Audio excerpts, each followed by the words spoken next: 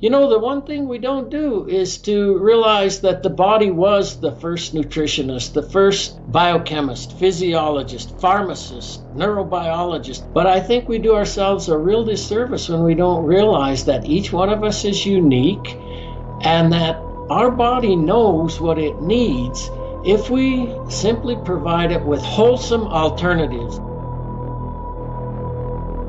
I have a master's degree in physiology, biomechanics, and human nutrition. I've spent the past 2 decades competing in some of the most masochistic events on the planet, from SealFit Kokoro, Spartan Agoge, and the world's toughest mudder, to 13 Ironman triathlons, brutal bow hunts, adventure races, spearfishing, plant foraging, freediving, bodybuilding, and beyond. I combine this intense time in the trenches with a blend of ancestral wisdom and modern science, searched the globe for the world's top experts in performance, fat loss, recovery, hormones, brain, beauty, and brawn to deliver you this podcast. Everything you need to know to live an adventurous, joyful, and fulfilling life. My name is Ben Greenfield. Enjoy the ride.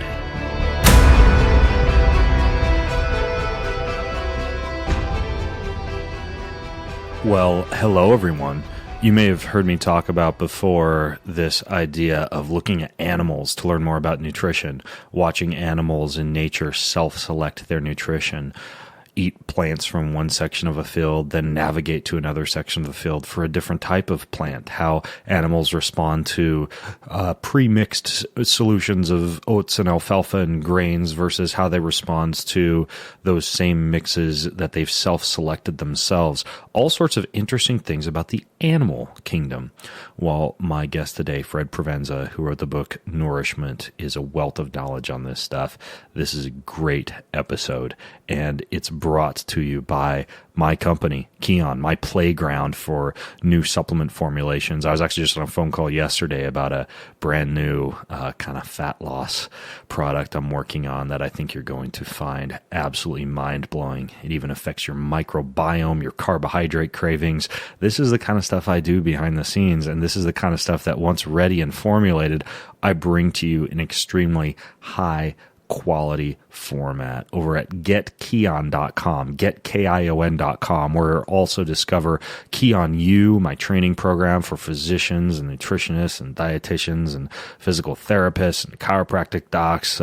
You'll find a wonderful range of content there. We have a brand new article right now on branch chain amino acids versus essential amino acids, on intermittent fasting, on the dark side of energy bars. It's all over there at Kion, the supplements, the education, everything. You get a 10% discount over at getkion.com. That's getkion.com when you use code BGF10. That gives you 10% site-wide. Getkion.com, BGF10. This podcast is also brought to you by the best tasting green juice that exists. I'm not a big juicing guy. I just think it's a pain in the ass to clean the juicer. It's a pain in the ass to take all that fiber that spits out the back end and put that in the compost pile and make sure my wife doesn't get pissed off at me because there's celery juice dripping all over the counter and onto the floor, and you got to take out all the different bags and chop all the vegetables. Well, this company Organifi and my friend Drew Canoli over there, who is super committed to extremely high quality ingredients. I've had discussions with him over dinner, hearing about how he's pulling his hair out, trying to get the right kind of spirulina.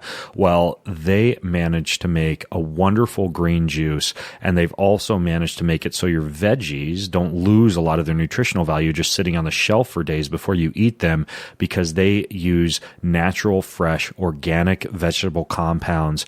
No fancy artificial sweeteners or nasty preservatives or chemicals or anything like that. And the stuff tastes absolutely fantastic. It's a way that you can get an entire salad in the equivalent of about 1 to 2 scoops of powder.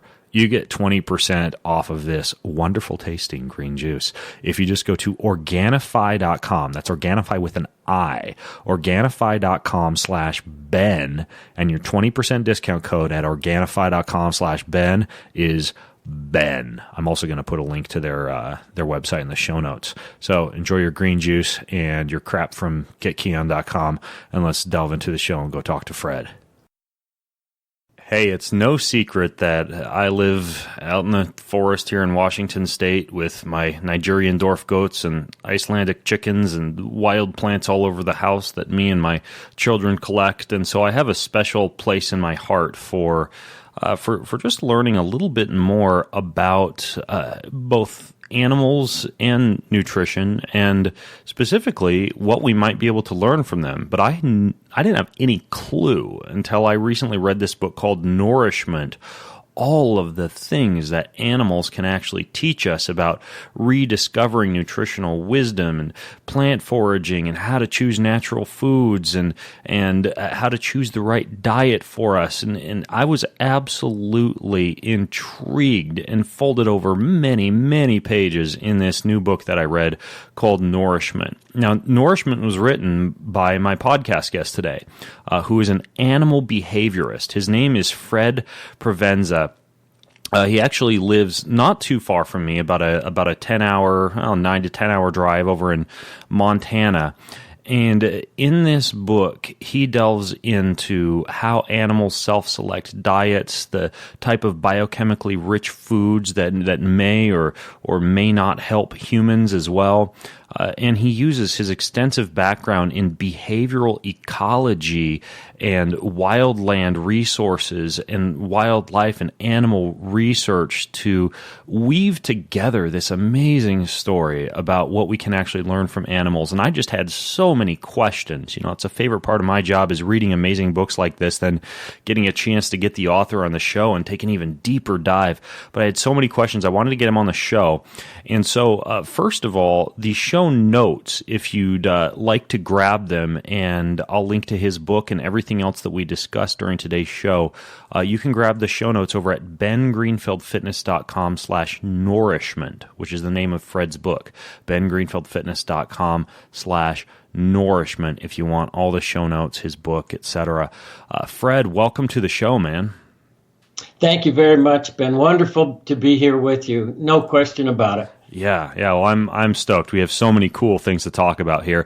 And what I'm interested in first is, you know, I know that you studied at Utah State in the Department of Wildland Resources, but then from there, how'd you kind of get into this topic of learning from animals and studying specifically the nutrition habits of animals and how those would apply to humans?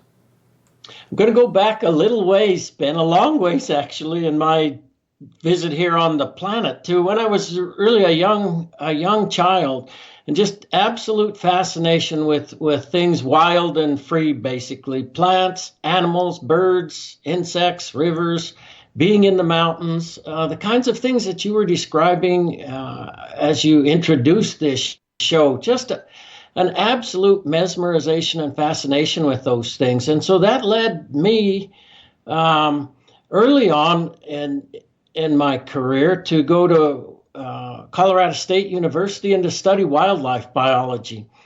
And that was just an amazing 4 years there at Colorado State, learning more and more about plants, animals, soils, ecology, all of those kind of things. Just opened my eyes so much to things that I'd been interested in. At that same time, though, I was working on a ranch in central Colorado in the mountains there, up at about 8,000 feet elevation, just beautiful, beautiful setting. And, you know, working hands-on with growing things, growing plants, irrigating, cutting, baling, hauling hay, working with sheep, with cattle. And so that was opening up worlds to me as well. When I finished my stint at Colorado State University, I really didn't know what I wanted to do, though, when I grew up, so to speak. And so the ranch I was working on that I talk about in the book, the owner of that, Henry DeLuca, said, come out here and run the place. I need some help. Just come and run it. So I went out there for 2 years. And it was just a chance to sit back and reflect and think about what sounded interesting to me. And what seemed, I don't know why, but what seemed really interesting to me was to try to do research, to become a researcher. And so that led me to Utah State University, where I worked on graduate degrees and started working specifically with goats down in southern Utah. And that work allowed me to do what I had loved doing in Colorado, which was observing animals and observing their relationship with plants. And some of the things that the goats did and did not do, goats eating wood rat houses, for instance, why on earth?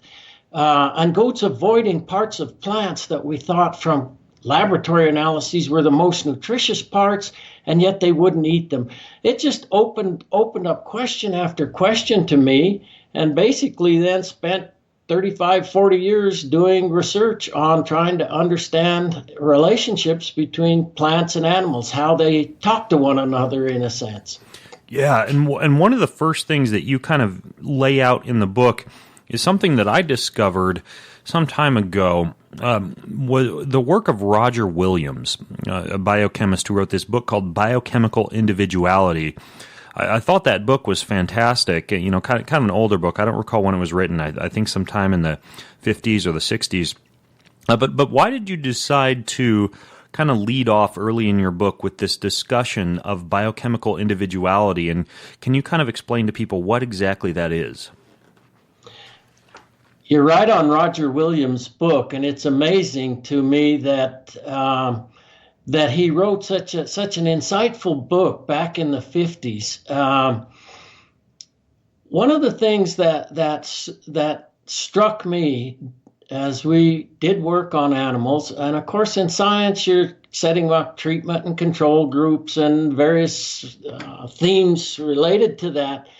And we're looking at averages. What does the average animal do? And did the average animal in the treatment group behave differently from, quote, the average animal in the control group? But what became apparent in those studies is that there is no, quote, average animal. Every one of them is so absolutely unique in what they do relative to food selection. And we know for humans, for instance, each one of us is so different that we can be identified by our fingerprint. Bloodhound can track us by our odors. And Roger Williams' book is really a wonderful exposition about the uniqueness of individuals in terms of how we're built morphologically, how we function physiologically, and then the implications of that for how we select the foods that we select. And because we're each different, we're each going to want and need different kinds of foods. And so, it was later on in my career that I came across Roger Williams' work, but it so fit with all the kinds of studies that we were doing. For instance, and this ties in with another issue that I think would be fun to explore, that has to do with Clara Davis and her children. But one of the studies, one of many, many, many studies we ran, was to simply look at a question related to how animals are finished. And in the United States and increasing parts of the world, we put animals in feedlots and we feed them these so-called total mixed rations. And they're designed by nutritionists to meet the needs of the average individual. And so we'll take several ingredients, grind them and mix them up, and then feed them to the animals.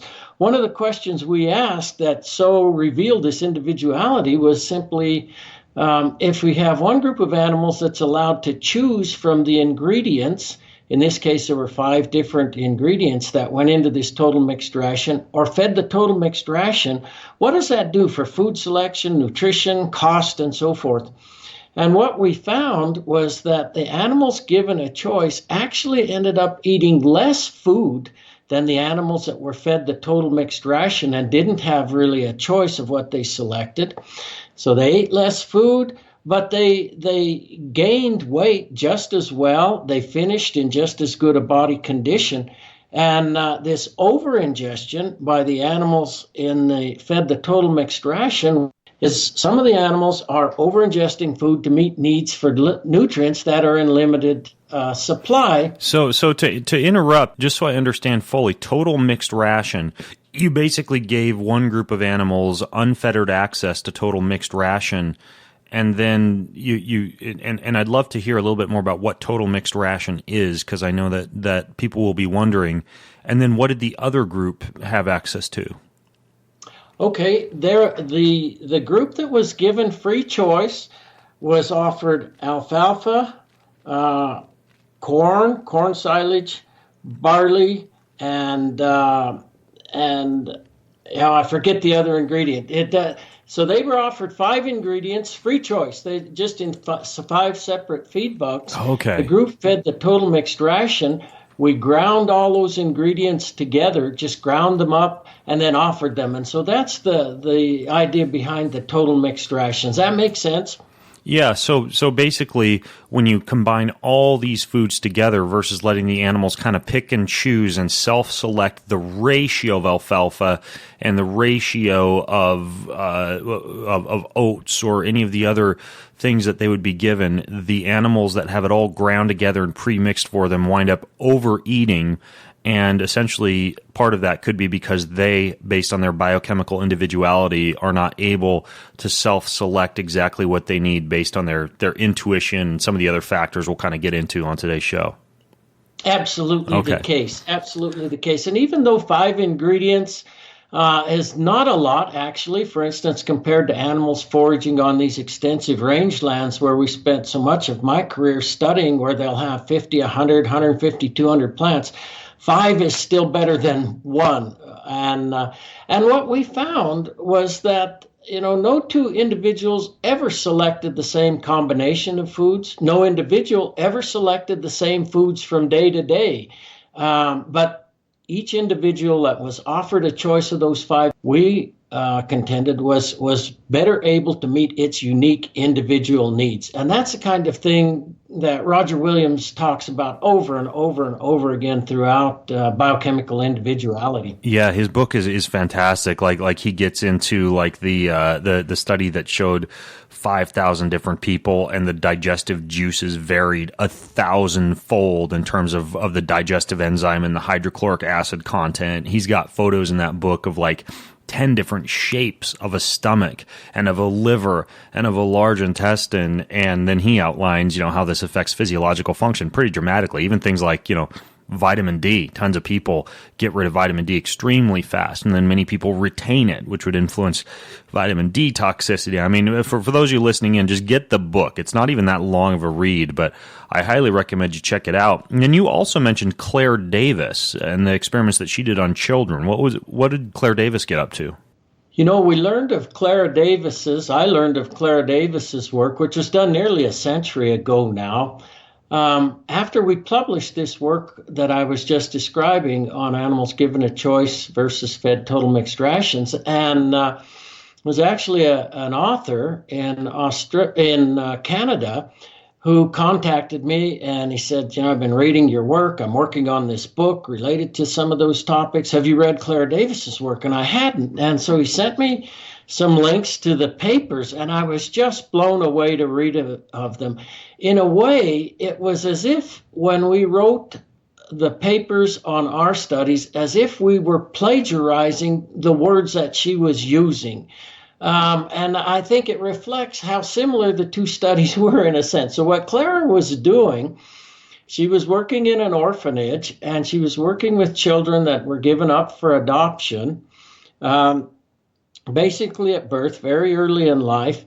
And she ran the longest study I'm aware of that's ever been done on human beings. It went for 6 years. She had something like 15 different children, and she was offering them seasonally a choice of a total of 34 different foods that could be procured fresh from the market. And she was simply allowing those children to self-select their own diet based on her thesis that a body knows. A body given wholesome alternatives, decent choices, will select what it needs. The very basis of what Roger Williams was talking about and what we were showing in our studies as well. And they did. She had pediatricians that were involved, closely monitoring the studies and reading their reports. It's fascinating. They say we never saw a healthier set of children.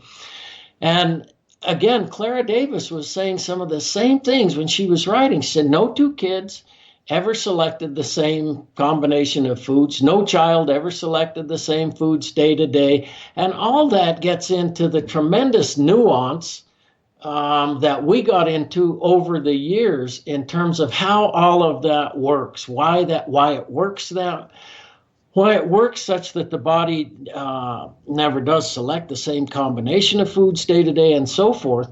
But the bottom line is that each one of us is unique, and I think what strikes me, Ben, so much is, we're so influenced by the culture that we live in, and in the case of food, I'm just blown away from the human food selection and nutrition standpoint by the never-ending stream of articles in the scientific literature and the popular press telling us, eat this, don't eat that, avoid this, don't avoid that, and on and on and on. And I'm going to sound kind of critical here. I appreciate that. But, the one thing we don't do is to realize that the body was the first nutritionist, the first biochemist, physiologist, pharmacist, neurobiologist.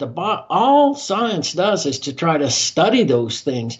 But I think we do ourselves a real disservice when we don't realize that each one of us is unique and that our body knows what it needs if we simply provide it with wholesome alternatives. And that's a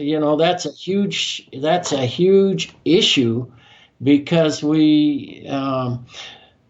this nutritional wisdom that we have has been so hijacked at so many levels that then it really does become a minefield of how to figure out. But absolutely. I mean, when you talk about children being allowed to self-select their diet, and then you look at the foods in supermarkets and pre-packed Lunchables, and I don't want to insult people's intelligence because a lot of our audience is already kind of clued into this stuff. I don't want to preach to the choir, but think about it this way. You can give your children these pre-packaged meals, and this is related to Clara Davis's study, or, and this is what we do in our house. We fill our pantry with all sorts of wonderful, whole grains and legumes and cans of sardines and all sorts of foods that mom has prepared, like kale chips or flaxseed crackers. And then in the refrigerator, there's a few different ferments like kimchi and sauerkraut, and there's little bags of sprouts and tubers, and carrots, and even some spices like cilantro and parsley. And when our children get home from school, or when they're preparing their lunches in the morning, as they're making their breakfast and getting their lunches ready, there are no rules. We simply, we of course have educated them on, the importance of proteins and greens and healthy fats, and they just kind of self-select and go through the pantry and get what they want, and knock on wood, but it seems to be working out pretty well. Just to give people an example of how you could practically implement this in your own home. And absolutely the case, Ben. I couldn't agree more. I think that's the way to do it. And that's essentially what Clara Davis did for those children. And it leads to a broader issue that we can mention specifically. Clara became the culture for those children. And so she was playing a very, very important role, as you and your wife are with your children, of trying to become models for appropriate food selection. When I think of nutritional wisdom, I think of the 3 legs to a stool. And if any of those legs is broken, it's not going to work. And so, when we started our research years ago, people didn't believe that domestic animals had nutritional wisdom. They figured wild animals must have it. How else can they survive? But domestics have lost it over the last 10,000 years during the process of domestication. So we were not facing a friendly audience as we began our research. I remember once talking to a toxicologist, a friend actually, a very senior member of the faculty, and I was telling him, look, these goats that I'm studying, they don't eat the most nutritious twigs on these blackbrush plants. And he said, well, I guess that just goes to prove that domestic animals don't have nutritional wisdom, now doesn't it? And I didn't know what to say at the time, but I didn't believe it. And it turns out the goats knew more than any of us knew about what they were doing. Well, the same thing holds for human food selection, nutrition, and health. I think there's not much belief that there's a nutritional wisdom of the body of human beings.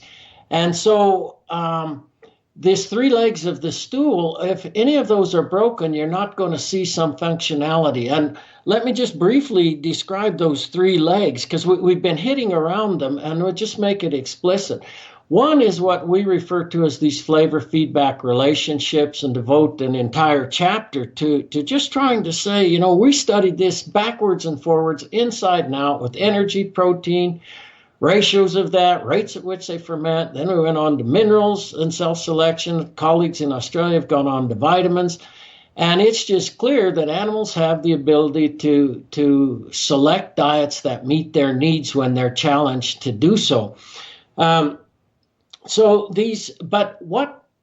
what this flavor feedback has to do with is, you know, our experience as a human being is of the flavors of foods. And if I ask you why you like a particular food, you say because it tastes good. Why don't you like a particular food? Because it tastes bad. And certainly that's what guides us. But that flavor that we experience is being influenced by feedback from cells and organ systems, including the microbiome. In other words, they're having a say through feedback, and that feedback is mediated through hormones, neurotransmitters, peptides. We don't need to get into all the details of that, and we're still learning a ton about that. But that's changing our liking for food as a function of need. I'll say that again because it's so, you know, feedback changes liking as a function of need. That's really, and it's incredibly, incredibly complex. The more you study it, the more amazed you get. Can you give an example of that by any chance? I'll give you an example from animal studies that we did, and then I'll give you human. The basic setup, we would take an animal and put it in a certain nutritional state. You know, it's important to realize that it depends on the state that the animal's in. So, for instance, we might make an animal mildly deficient in phosphorus, not extremely, just mildly deficient in phosphorus. And then we would offer that animal a food that had no phosphorus in it, basically, that was just a very poor quality food, and allow them to eat that food. And then immediately following their ingestion of that food, we would infuse phosphorus into the intestines or into the veins, or however, doesn't matter. We did it a bunch of ways. So they're having the flavor of one food that's really a worthless food, but they're getting feedback from the phosphorus, and that changes their liking for the flavor of that food. They compared to a control group now that gets infused with just water, that group has no interest in eating the food. On the other hand, the group that got infused with the phosphorus immediately following eating the worthless food, they come to love that. Does that make sense the way I'm saying that? Hey, you ever heard of the psoas?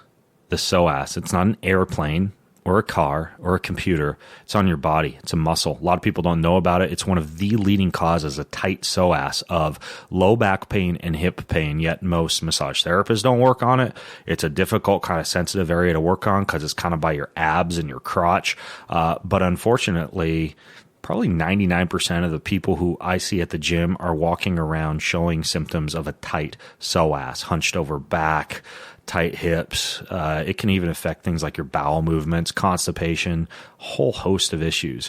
Well, there's this device called the So Right that is shaped in the perfect shape for you to be able to do your own deep tissue psoas therapy in a very hard to reach place using this device. It makes it all simple. It comes with this little handout that shows you exactly how to do the therapy. You can use it on the floor, on the wall, in your chair, on your bed. Super versatile, small, portable. They've even got a tiny little version of it that's wonderful for going up and down the vertebra on your back.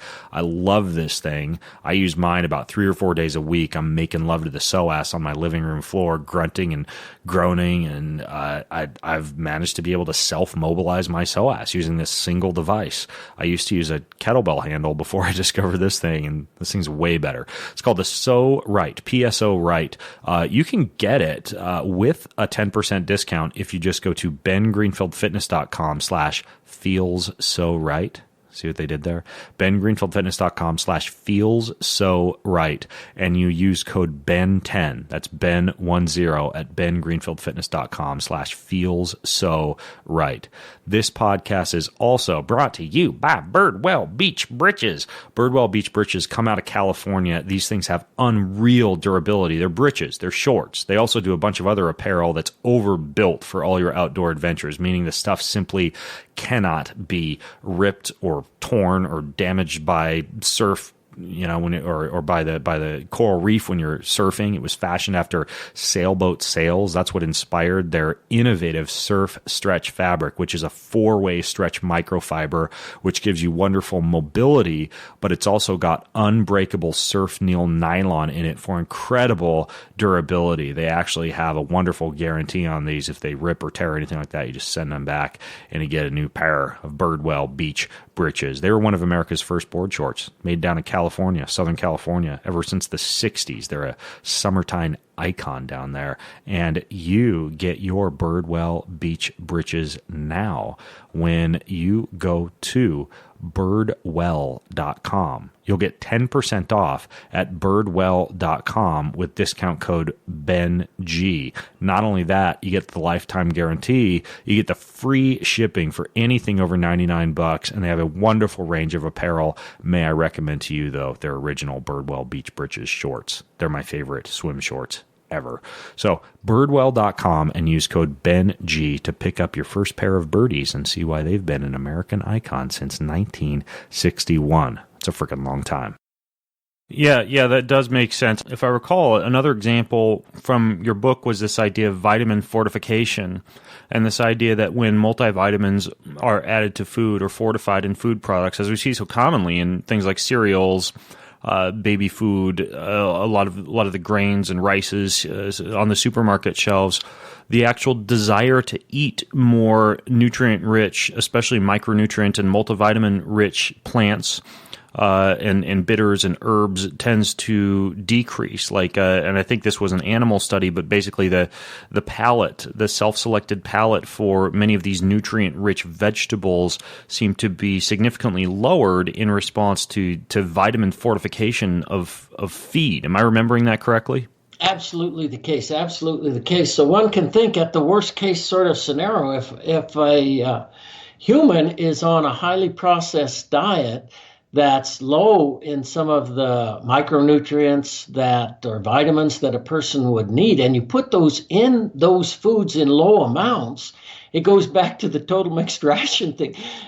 You can set a human up to over-ingest those to meet needs for nutrients in low concentrations. That makes sense. And energy, we can pack that away like crazy, and of course then that gets packed away in the form of fat in our bodies.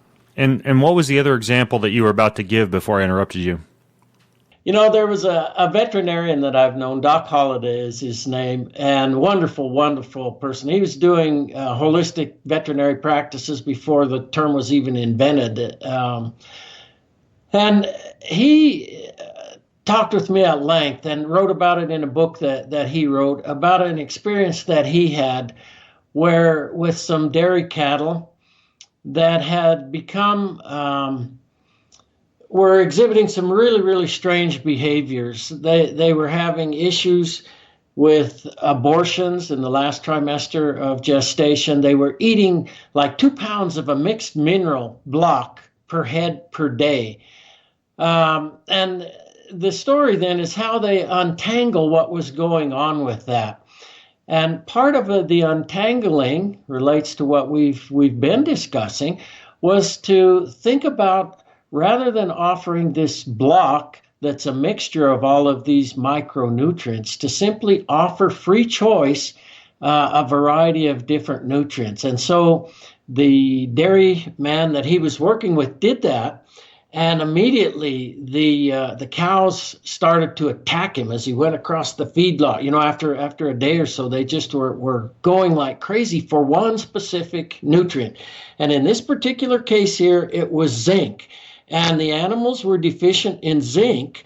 And what they were doing, eating the 2 pounds of mixed mineral per head per day, was attempting to get the zinc that they needed that was in small amounts in that block. And that's the analogy that I think of related to humans over-ingesting on a highly processed diet certain of the foods to try to meet needs for nutrients in limited supply. We did several studies that related to those kind of relationships, basically. Interesting. Okay, so that was the first leg of the stool. And remind me what you referred to that first leg of the stool as again? So that first leg of the stool is these flavor feedback relationships. Okay, flavor feedback relationships. And that's simply cells and organ systems, including the microbiome. And nowadays, you don't have to read far to realize that the microbiome is a huge issue of interest nowadays.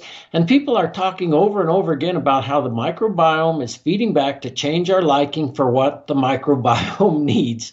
That's the same idea here, but now think not just microbiome, think liver, kidneys, heart, brain, all those organ systems and cells in those are feeding back to change our liking as a function of what they need. If you think of a cell, there in the body, the only way it can get what it needs is through the capillaries, what's coming in those capillaries. And the key thing to realize is that those cells and organ systems are altering what we like as a function of their needs. And so there's some nice work that's been done in human beings to illustrate that as well. And I review that in Nourishment, of course, as they go along.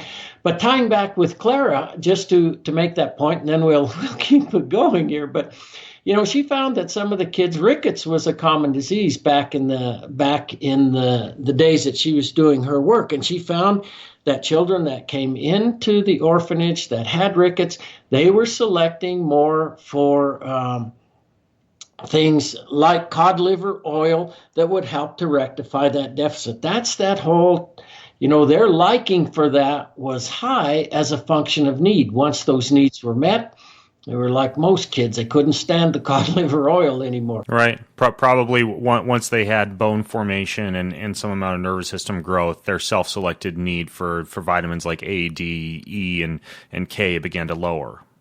Right. When the needs were very high, their selection was very high. As the needs were met, their selection became more moderate and more in tune with what they were needing once those deficits had been met. And that's what we showed over and over again with domestic animals, is those kind of relationships. So the flavor feedback is fundamental to nutritional wisdom of the body, but that can never be enabled if there's not the second leg to the stool, which is wholesome alternatives, which we've been alluding to a bit. And you used a great example with your family. And I was saying Clara Davis was providing wholesome alternatives for the children in the orphanage. So that's the second leg of the stool. And that's a leg that's been hugely hijacked, as we're alluding to as we digress here and there along the way. The third leg of the stool is the social cultural part of this. And we did so many studies over the years. To me, this was just a fascinating thing, is to realize that this social cultural part and the role of mother as a transgenerational link to landscapes is just absolutely essential. Human beings, the animals that we were studying, many creatures, they began to learn about foods in the womb, when they're in the womb. The fetal taste system is fully functional during the last trimester of gestation. So the foods that mother is ingesting, the flavors of those foods are getting into the amniotic fluid. The young fetus is beginning to learn about the food world before it ever is born. That's very interesting and you get into this in the book, how a mother's diet can select the flavor preferences of the child when they're born. One of the things that I recommend to nearly every woman who I work with who is pregnant or breastfeeding is a diet called the Weston A. Price diet, which is very rich in grass-fed butter and ghee and lard and fatty fish and organic fatty cuts of meat and bone broth and bone marrow and all of these very nourishing compounds. And I think that, my wife followed a very similar diet when she was pregnant, and our children have never really had a disliking for things like say like sardines or anchovy or mackerel or liver or marrow. And after reading your book, kind of a light bulb went off, and I realized, well, geez, but part of this might be just because of what mom ate when they were in the womb, based on the flavors that getting exposed to them through the amniotic fluid. Absolutely the case. Absolutely the case. And there's a really, really nice literature on all of that, beginning in utero, not only in the livestock literature, which we contributed to, we and others, but also in the human literature. It's an amazing thing to think. And then if we think back to chapter 3 of the book, No Two Alike, this individuality, and where part of where that comes from, genes are being expressed as a function of the environment that we experience, and that starts at conception. So this whole field of epigenetics and ability to utilize different foods, that's being triggered by these experiences that begin in utero. Yeah, I if I could interrupt real quickly, I actually wanted to ask you about that, because when it comes to genetics, many people are talking about eating according to the way that our ancestors would have eaten. But one of the problems is we're in these ever-changing environments, and we also have these folks, like the Hindu mother from India and the Catholic father from Argentina. And how do you choose the proper diet for you if you've come from a genetic melting pot? Do you have any recommendations or advice for people based on this? Well, as you know, I talked about that in the book and pointed out a little bit of the irony of the mixing that's taking place and all that, and how do you eat that way. I've always been struck, Ben, by how, when we talk about evolution and we say, there's these millions of years of evolution that have gone into making us who we are and so forth. And I appreciate that. But then you think about, okay, environments are changing so much. For instance, when you read in the paleontology literature, they tell us that the average, quote, average lifetime of a species is 10 million years. Can you even imagine the amount of change that species experiences during that length of time? And once you become whatever you become as a species, you don't change necessarily into something radically, totally different. So how do creatures deal with that? And I think this whole emerging field of epigenetics is it's so relevant to the research we did over 40 years on this topic here. And I think it's so enlightening in terms of how creatures cope with these ever changing environments.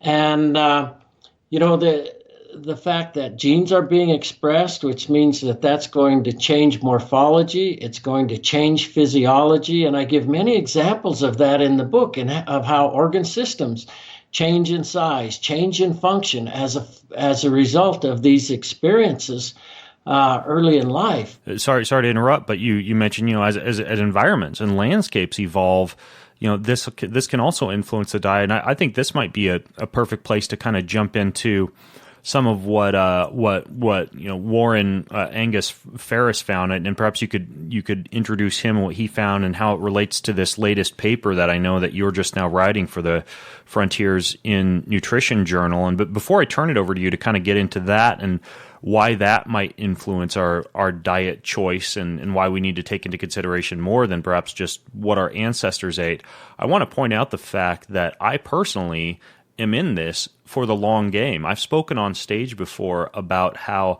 I value the local biome and my children and my children's children being able to eventually grow up with a very good connection to this local, where we're at, Eastern Washington food choice and environmental biome and local plant life that I'm buying land here locally, and I'm building a home that that my parents can come and live with me when they get old, or if they're sick, and I'm also encouraging my children to set up roots in the area. And I think that despite how sexy this idea of hypermobility or nomadic lifestyle is in our hyper connected era in which you can hop on a plane and work from your laptop from anywhere in the world, I think that there's some value to developing a very good relationship, especially from an epigenetic standpoint, with your local food choices and your local biome. And not only doing that, but kind of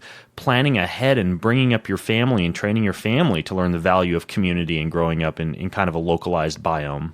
Absolutely the case. And then the genes that are being expressed are really being linked locally with the environment where the young where we were conceived, born, reared. We've really thrown so many wrenches into that. It's unbelievable. You think historically of the links that we had, the transgenerational links that we had with landscapes and the ways that we lived in extended families and clans, and certainly with domestic livestock, cattle, sheep, and goats. If you let them go feral, they end up like bison and many other species. Elephants are great examples, cetaceans in the sea, of these extended families that are really linked locally with the landscapes that they inhabit. And, you just can't say enough about how functional that becomes in terms of health.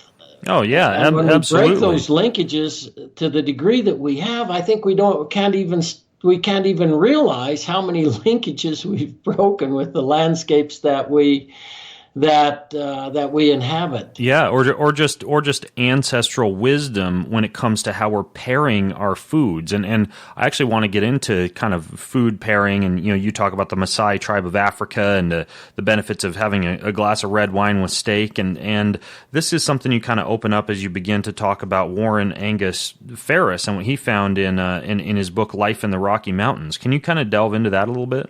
Absolutely. Let's explore that here for a minute. So Warren was talking about their experience of eating bison in different seasons of the year, and he was making the point that when those bison have been eating a really nutritious diet and when they're in good flesh, so we're talking about lots of fat and just healthy meat and healthy fat, that the flavor of that bison was incredible to them and that they never tired of it. And if you think about that, that's pretty amazing to be able to make that statement. And this paper that you're talking about that we've just had accepted in Frontiers in Nutrition is really talking about this notion of grass-fed meat and dairy, and we're making the point that grass-fed isn't grass-fed isn't grass-fed. And what we mean by that is that the plant diversity, the food diversity that's in the diets of animals is going to influence the flavor and the biochemical composition of the meat and the fat, with implications for the health of human beings. And we make the argument that as you go from, for instance, a feedlot diet, which is really pretty depauperate in terms of plant diversity and what I refer to over and over again as, quote, phytochemical complexity, which simply means the diverse mix of compounds, the tens of thousands of compounds that an animal will ingest when they're eating a diet that's quite diverse compared to a very simple diet. And so we're arguing that when that occurs, animals are eating these very diverse diets, the quality of meat and fat and milk, dairy kind of products that comes from that is totally different from an animal that's, for instance, fed in a feedlot or on finished on a pasture, but that pasture is a monoculture or only has a very limited number of plant species. And the fact that Warren Angus Ferris could say what he said, to me, harkens to the basic hypothesis of this paper, that the richness of that meat, the biochemical richness, was such that it was really meeting their needs across the board. And so they could eat that day after day after day and never tire of it. Yeah.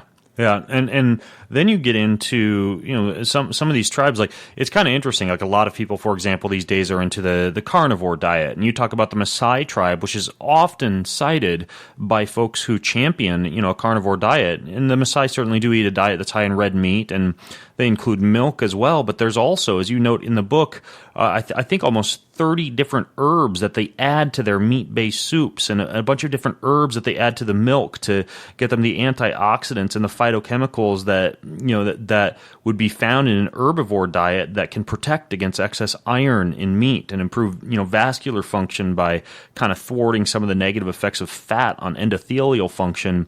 You talk about having a glass of red wine with steak and other red meats for the polyphenols to decrease the amount of the you know, the aldehydes, the carcinogenic aldehydes that would build up in the meat.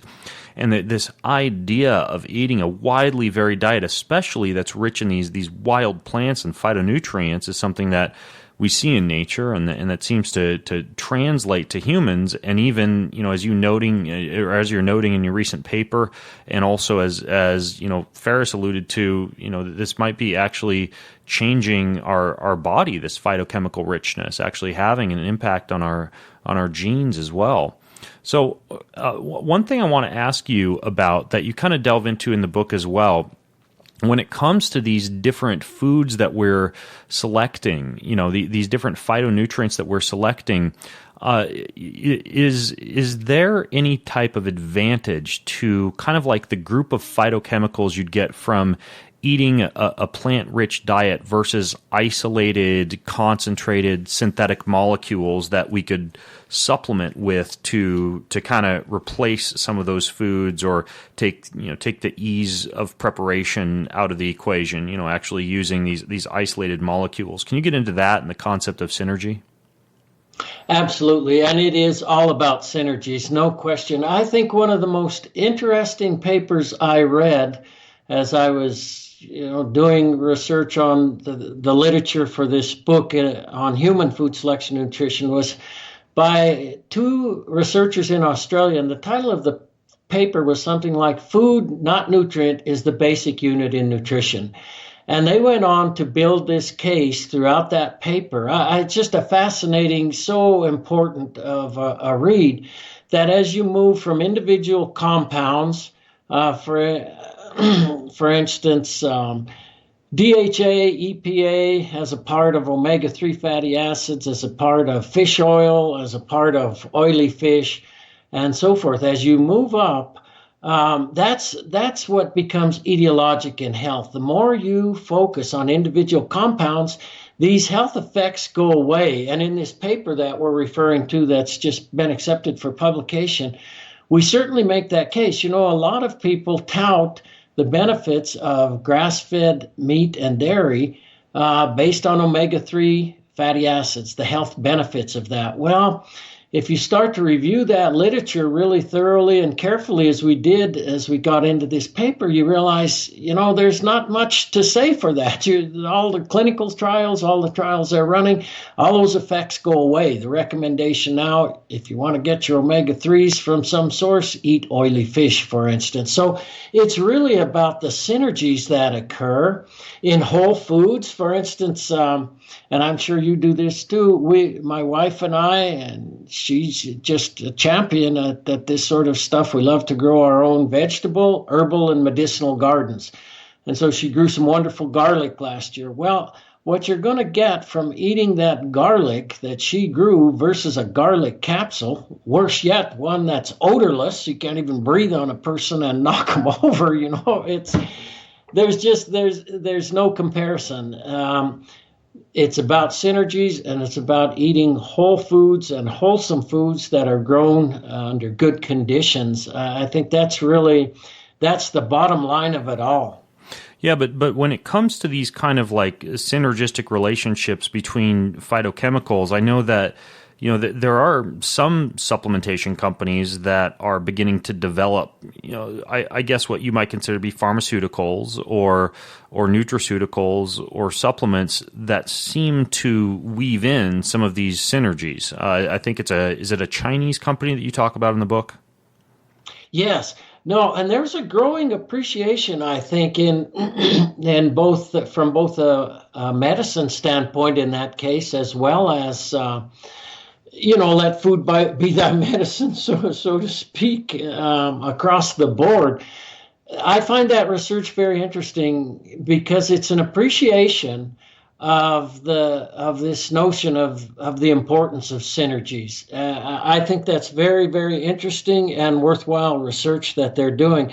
I'm thinking to a story that's in that part of the book too, where a biochemist working for the pharmaceutical industry was interviewing a farmer who's into holistic medicine and herbs and those sort of things. And she's just pointing out the challenge from a research standpoint of, I forget the number of herbs that he provided for a certain treatment, let's say 10 or 12. And then she's talking about the number of compounds that are in each of those, hundreds to thousands. And you come to realize it becomes a virtual impossibility using our traditional reductionist kind of approaches to science to even begin to study all the interactions that can take place with 12 herbs, each with, say, even as few as 100, which is not many compounds compared to what many plants produce. So you have to get a whole different mindset related to that. And this group, some of the groups are really trying to think about and wrestle with that and appreciate the importance of that. Yeah, I thought it was quite interesting how you get into like the Mexican physician who claimed to be able to cure cancer with these mix of 12 different plants that had some amount of cytotoxicity, and kind of the uphill battle that you fight against, the demand for clinical research showing which of those compounds is actually working when there's such an enormous number of, alkaloids and plant phytochemical compounds that could be found between those 12 ingredients alone, that you simply cannot isolate one single compound, even though all 12 put together seem to work to actually fight against cancer. Let me tell a story here that I think really, it's where I've moved. We did a lot of reductionist kind of research over the 40 years that I was involved in all of this, and certainly trying to look at compounds and what they do and so forth. And I as we moved more and more and looked at relationships and complementarities and synergies amongst different plants and compounds, it all faded away to me to this notion of, if you provide wholesome alternatives and let the body sort it out, it becomes a miracle. But I was visiting, and here's where I want to go. I was visiting with a friend a couple of weeks ago. He has an amazing grass-fed operation in Idaho. Glenn Elzinga is his name, and he has his place Alder Springs Ranch. And they use shepherding practices basically to be with their cattle day in, day out throughout the spring, summer, and fall on the landscapes where they run. And his wife and he are both into plants and botany and so forth. And he points out, he says, I've got like 500 species of plants on this landscape. And our cattle select from all of those different species. And he was giving specifics. And if you ever follow animals around on a really diverse landscape and watch them, they take a bite of this, a bite of that, a bite of something else. It looks just totally chaotic, actually. You think, how on earth could you ever, make sense of all this? But it does make a sense. But the point I'm driving to, and that Glenn was making when he gave a talk to some ranchers, 200 ranchers a couple of weeks ago, he said they were asking me really pointed questions at the end of the talk. related to, well, how do you doctor animals under those conditions? And he said, I can tell you honestly, I've never had to doctor an animal on these landscapes. So what do you do for mineral? How do you provide mineral? He says, well, I really don't need to provide mineral on these diverse landscapes because they're getting it from this diverse mix of plants. And what it makes you realize is that it's not just about these so-called primary compounds, energy, protein, minerals, and vitamins, or the so-called secondary compounds, phenolics, alkaloids, terpenes, on and on and on. It's about the higher order interactions and synergies amongst those things that are occurring that we'll probably never be able to fully study in a reductionist sense, but you come to appreciate that that's what health is. And those animals, when they eat a little bit of a whole bunch of things, are actually, in a sense, self-medicating prophylactically, preventatively. Yeah. And then if they do get into problems, we showed in our studies they can certainly learn to self-medicate therapeutically as well. They can figure that out. But if they've got really wholesome alternatives and they're under good, wholesome kind of conditions that don't stress them, it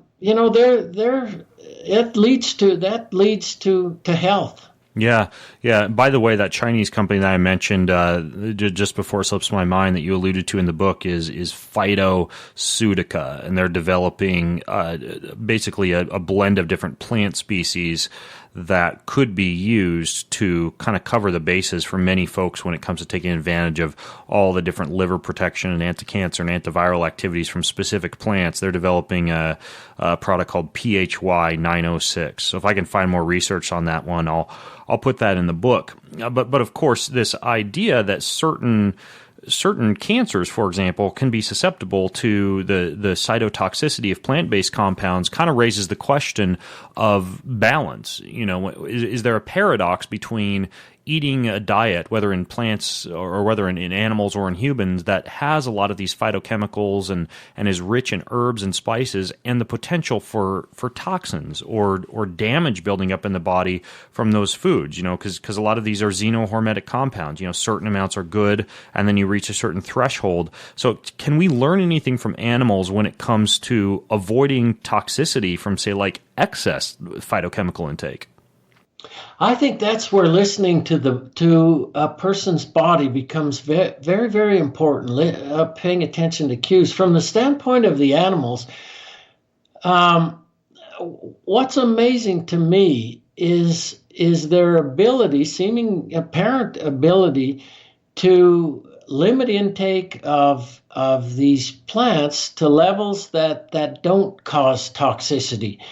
We know that, for instance, cattle, sheep, goats, from a domestic animal standpoint, all the larger herbivores, they don't eat just one food. They love to eat a variety of foods. And while 3 to 5 foods may make up the bulk of the diet, it's nothing to find 50, 75 species in the diets when you start to study that within a meal. It's amazing.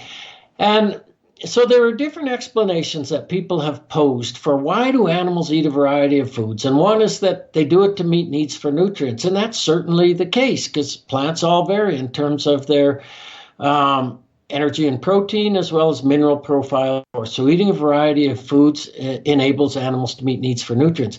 But one of the most interesting papers, I think, about all the time was published back in 1974 by Freeland and Jansen, 1974. It's a classic paper. And what they argued is, animals eat a variety of foods because all the plants that they're eating are potentially toxic to them. And so in order to meet needs for energy, for instance, which is the nutrient we all need in the greatest amount, the only way they can do that is to eat a variety of different species that contain different kinds of these secondary compounds. And they'll limit their intake of those below toxic thresholds, and in mixing and matching foods with tannins, with foods with alkaloids, with foods with terpenes, with foods with cyanogenic glycosides, and on and on and on, that's really the way that they do that, is eating a little bit of a whole bunch of these species, which spreads the load of herbivory across a broad array of plants in the plant community. But from the animal standpoint, that's just a beautiful way to let food be thy medicine and thy health. It's amazing to see that. And we did many studies that I won't go into, but it was stunning to see how good animals are at figuring that out and limiting their intake below toxic thresholds. Yeah, I think one of the things you talk about in the book is I think it may have been sheep or goats, and how they'll eat the new buds, like the new plants, but then eventually kind of taper off their consumption of those once they've reached kind of like a phytochemical threshold, in this case induced by, I believe, nausea. Am I remembering that correctly? Right. And I think we don't fully, probably barely understand the nuance of all that goes on there with how they do figure out to limit their intake in ways that clearly prevent toxicity. People, when we started our research, people thought, you see the cow out there in the pasture in this, pretty pristine, boring kind of setting. There's not much challenge there. But, during the 40 years we were doing our research, this whole area of chemical ecology exploded. It was amazing work by ecologists looking at plant chemistry. And you realize, it's a minefield out there in a sense. All those pretty species, all those beautiful flowering plants, all that stuff, they're all loaded with these secondary compounds that'll kill you if you eat too much of them. And so it's amazing to realize the abilities of animals to do that. And certainly we were able to show that at excessive levels, nausea is probably really an experience of what those animals have. If they really get in over their heads, that's one of the powerful messages they get. And we were showing that by providing animals with these antiemetic drugs, which basically knock out the ability of them to experience nausea, and seeing that, they'll eat more of toxins, they'll eat more of grain, actually, which was very, very interesting. Told me that on these really high grain rations in feedlots, animals are experiencing a lot of nausea. They're sick, basically. Yeah.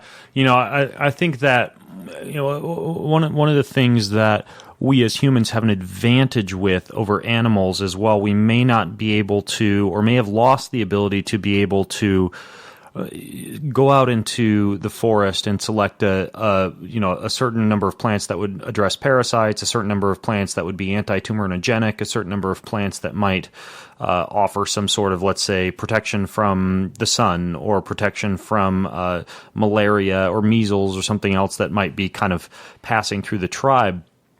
We do have the ability to be able to quantify, kind of using modern science. Like I'm not against the idea of, adopting a certain diet and then getting a blood test or a gut test to see how your body is responding to that diet, whether there are any inflammatory markers, whether there are little holes that need to be filled in with specific nutrients.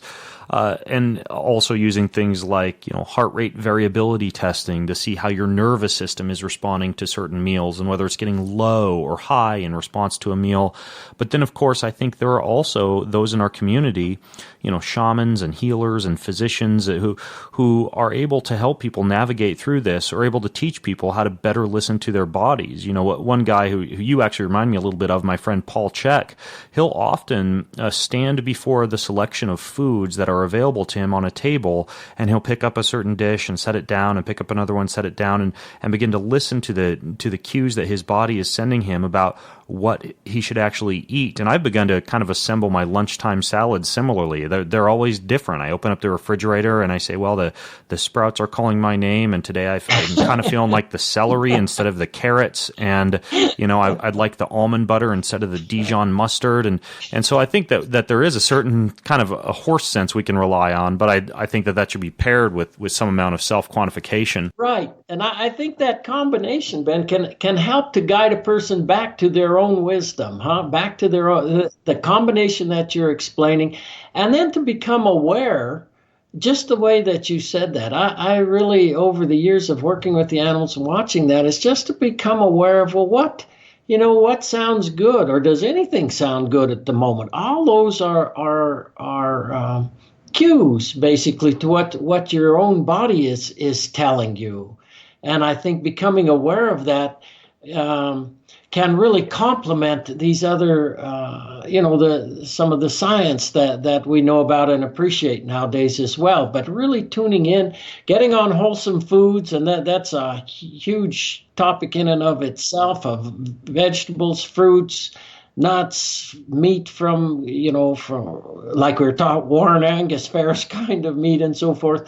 And then just becoming aware, as I talk in the book, of becoming aware of what is calling you or what isn't calling you. And I give that one example that's in my mind right now of people that are deficient in vitamin D, which facilitates uptake of calcium, and their greater liking for cheese that's high in calcium. Some of the experiments that they did on that, all that's can become an awareness kind of thing in us. Right, exactly. Or you and I also know Dr. Daphne Miller gets into this in her book, The Jungle Effect, about folks and populations having self-selected diets that reduce their risk for certain diseases that they might be genetically predisposed to. Like I think the example you use in your book is the Greek immigrants to Australia who have a low level of cardiovascular disease due to their Mediterranean self-selection of leafy vegetables and herbs and spices. And there are examples in Dr. Miller's book about the Tarahumara Indian tribe and how they genetically possess a higher than normal risk for diabetes, and how many Hispanics that relocate to the U.S. and adopt a westernized diet actually manifest that diabetes, but yet in a traditional Mexican diet with slow carbohydrate staples like legumes and fermented foods and beans, etc., they actually the maises and the starches that are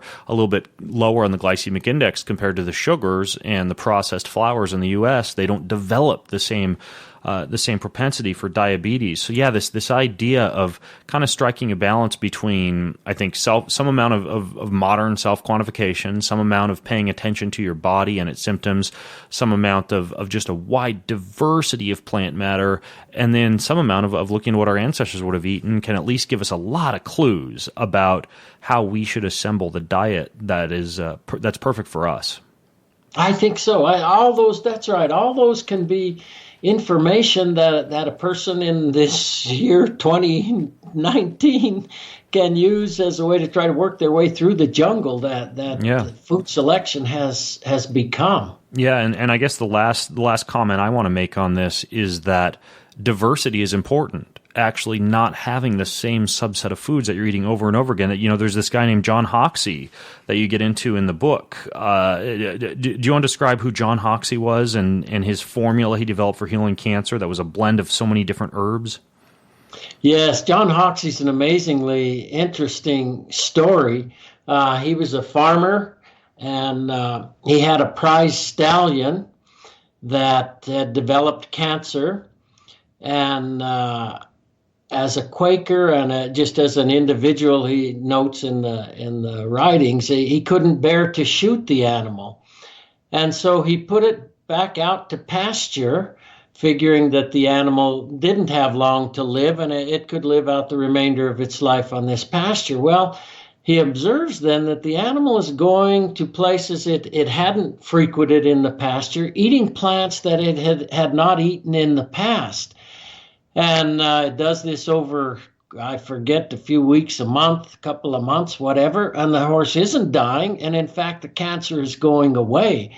And so that really started a whole series of things going in John's mind, and he believed then that the plants that the horse was selecting had therapeutic kind of benefits from the standpoint of cancer. So he retreated from the pasture to the lab, so to speak, and started to devise his formulas for cancer based on what he'd learned from this horse sense, so to speak. And that was passed down through the generations then to his son, and then his grandson really took it and ran with it and developed kind of like the Chinese folks that we were talking about just a little bit earlier, thinking about formulations that could be put together with anti-cancer kind of effects. There was huge pushback, and I refer to articles and read articles, huge pushback from various organizations like AMA and so forth to the approaches that he was taking. He was, asking, please do some studies of what I'm up to here, and there's still not been a lot done related to that, reviewing those literatures. But I think in the scientific literature, there's really a very strong appreciation for what was being talked about nowadays, that what he was talking about back then, about the importance of these phytochemicals and their abilities to actually counter all of the different hallmarks of cancer, that these compounds can have anti-cancer influences. And there's a really nice body of research that's studying all of that nowadays that I reviewed and tried to review in Nourishment and give the flavor of that. Yeah, and of course it's a huge, as you probably know, Ben, there's a huge literature on herbal medicine and stuff. That's an enormous field in and of itself, that with some very, very important players and work. And makes me think of a pharmacist that's a very good friend of mine from the ranch days. I met her then. She was a daughter of Henry DeLuca, who I talk about in the book, and she's in her 80s now, she and her husband, and she's a pharmacist. She spent her life as a pharmacist, and a good one. And we traveled to Ireland with she and her husband, my wife and I, in 2014, and had a wonderful trip. And we were visiting some of the castles there, and one of them in particular, I remember they had their herbal or their medicinal garden out there with all the plants that they used to use. And we just had a marvelous time looking and talking. And she was, she spent a lifetime in pharmacy, and it's very interesting to me to visit with someone who's done that and who now reflects back on that. She said, when I was going to school, we had to take classes in plants. We had to learn about medicinal plants. That was a part of our training. She says it's gone now from the program as far as she knew. And she's become very critical of pharmaceutical industry and what goes on. And so it's, and not that she throws the baby out with the bathwater. So let me say that. But she's just, it's very interesting to visit with her and to think about, it goes back to some of what we talked about, is when you purify and amplify compounds, you extract and purify, you can amplify effects, and that certainly can be valuable under some situations.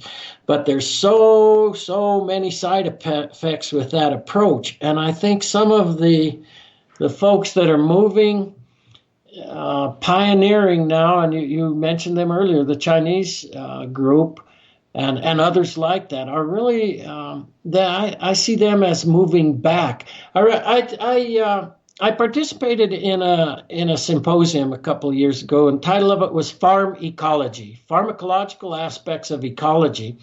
And there were ecologists, there were people interested in self-medication, and there were people from the pharmaceutical industry who participated in that. And one of the most interesting talks to me was from a lady from the industry who said, we started out with plants as the basis of this. We moved into very highly synthetic kind of drugs.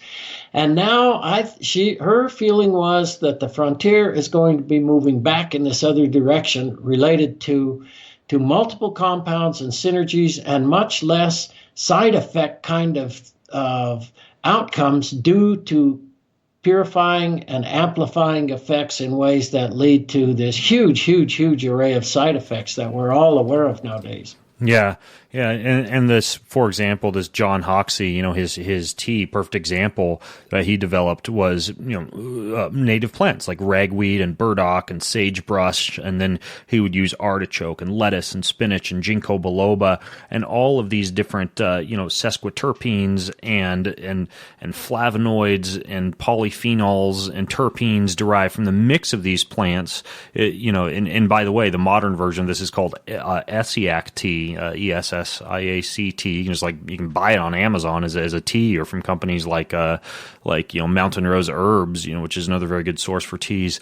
And you can piece together a lot of this yourself. But I think, long story short, is this comes down to bacterial diversity, to plant diversity, to eating locally, to surrounding yourself with an environmental microbiome you can depend on, then self-quantifying, eating like your ancestors, paying attention to the cues that your body is sending you, psychologically, and then just being sure to eat a wide variety of foods that agree with your body and your gut. And we've really, I wish we had more time. We've really only scratched the surface of all the different pages that I folded over in your book. But what I would tell people to do is go out and get this book. Give it a read. This one, some books I read in a day. This one took me about 5-6 days to get through, because I was very interested in the topic matter and the subject matter. And I think that a lot of our listeners who are very interested in nutrition, especially if you're a physician or a nutritionist or a dietitian, I think this book is a must read. So I'll link to this. I'll link to some of the other books that we talked about, like Biochemical Individuality and Warren Angus Ferris's work, and some other resources for you in the show notes over at bengreenfieldfitness.com/nourishment. But Fred, I want to thank you for giving of your time. And I would also say, if you're ever driving through Montana and happen to come over to the Washington side, mi casa su casa, you can stop into Spokane, Washington, and we can eat a biochemically diverse meal together. Thank you very much, Ben, for hosting me on this show. I've absolutely loved visiting with you, and I will get over your way, and it'll be fun to actually meet and visit with you. Awesome. All right, folks. Well, I'm Ben Greenfield with Fred Provenza, author of Nourishment, What Animals Can Teach Us About Rediscovering Our Nutritional Wisdom, signing out from bengreenfieldfitness.com. Have an amazing week. Well, thanks for listening to today's show. You can grab all the show notes, the resources, pretty much everything that I mentioned over at bengreenfieldfitness.com, along with plenty of other goodies from me, including the highly helpful Ben Recommends page, which is a list of pretty much everything that I've ever recommended for hormones, sleep, digestion, fat loss, performance, and plenty more. Please also know that all the links, all the promo codes that I mentioned during this and every episode help to make this podcast happen and to generate income that enables me to keep bringing you this content every single week. So when you listen in, be sure to use the links in the show notes, use the promo codes that I generate, because that helps to float this thing and keep it coming to you each and every week.